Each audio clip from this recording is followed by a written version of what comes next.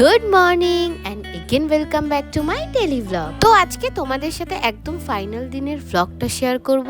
আর এই তো আমি চলে এসেছি দাদা বাড়িতে, আর ওরা সবাই সকালবেলার দিকে দাদা বাড়িতে চলে এসেছে, আর অনেকজন তো দাদা বাড়িতে স্টেও পর্যন্ত করেছে। তো এখানে আমরা সবাই মিলে একটু আড্ডাই আর কি মারছিলাম অনেক দিন পর। তারপরে দুপুরবেলায় যেহেতু আমাদের লাঞ্চের ব্যবস্থা ছিল, তাই আমরা সবাই মিলে এখানে লাঞ্চ করছিলাম। সেই ছোটবেলার থেকে আমরা সবাই একসাথে, কিন্তু এখন আর টাইম হয় না বলে তার জন্য আর দেখা হয় না। যখন দেখা হয় তখন আর গল্পই শেষ হয় না। তো খাওয়া দাওয়া কমপ্লিট করে আমি চলে যাই বাড়িতে, কারণ এখন তো রেডি হতে হবে, নাহলে অনেক দেরি হয়ে যাবে। তার জন্য ড্রেস, জুতো সব কিছু নিয়ে একদম ভিখারির মতন অবস্থায় আমি চলে আসি স্টুডিওতে। আর গিয়ে শুনি ওরা আমাকে ছাড়া নাকি রিলস করা শুরু করে দিয়েছে।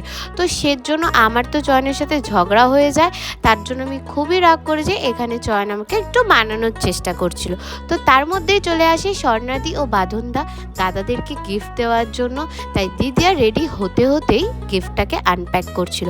আর এত সুন্দর একটা গিফট দিয়েছে, সত্যিই খুবই ভালো লেগেছে। তো এবার আসি মেইন টপিকে। অ্যাকচুয়ালি এই অ্যানিভার্সারিটা ছিল দাদা আর দিদিয়ার জন্য একটা সারপ্রাইজ গিফট, বুঝলে না তাই তো? অ্যাকচুয়ালি ব্যাপারটা হলো, দাদার যখন 5 বছর আগে বিয়ে হয়েছিল, তখন দাদার মার খুবই শরীর খারাপ ছিল, মানে 2বার স্ট্রোক হয়ে গেছে অলরেডি। তাই দাদা আর দিদিয়া, ইভেন আমরাও কোনোভাবেই দাদার বিয়েতে আমরা মজা করতে পারিনি।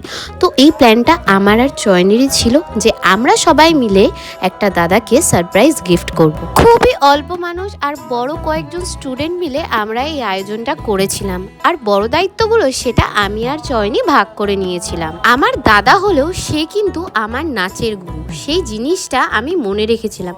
ছোটবেলার থেকে আমাকে দাদা অনেক হেল্প করেছিল, তাই দাদা স্পেশাল দিনের জন্য এইটুকু তো আমরা করতেই পারি। তো চলো, অনেক তো গল্প শুনলে, এবার ওই দিনে ফিরে যায়। তো আমাদের ফাইনাল লুকটা তো দেখেই নিয়েছো, আমাদের কেমন লাগছে সেটা কিন্তু জানিও। আর এখন হবে দাদা আর দিদিয়ার একটা ছোটোখাটো করে গ্র্যান্ড এন্ট্রি। তো তোমরা সবাই ব্লগটাকে এনজয় করো, আশা করি তোমাদের খুব খুব খুব ভালো লাগবে।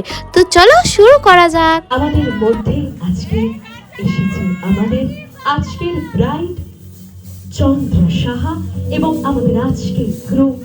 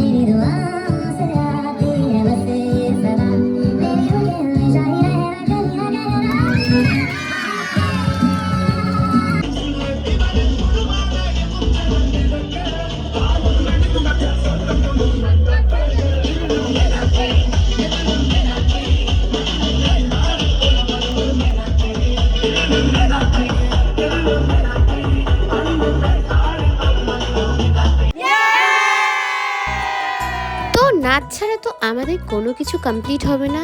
দেখতেই পারলে যে আমরা কীরকমভাবে নেচেছি। তো লাস্ট অবধি অনেক রাত্রির করে আমরা খেতে বসেছি। তো রাত্রির বেলায় যাওয়ার সময় এত ঠান্ডা লাগছে, আমাদের অবস্থা তো দেখতেই পারছো। তো এই ছিল আমার একটা ছোট্ট ব্লগ, আশা করি তোমাদের খুব ভালো লাগে। আবার দেখা হবে, বাই।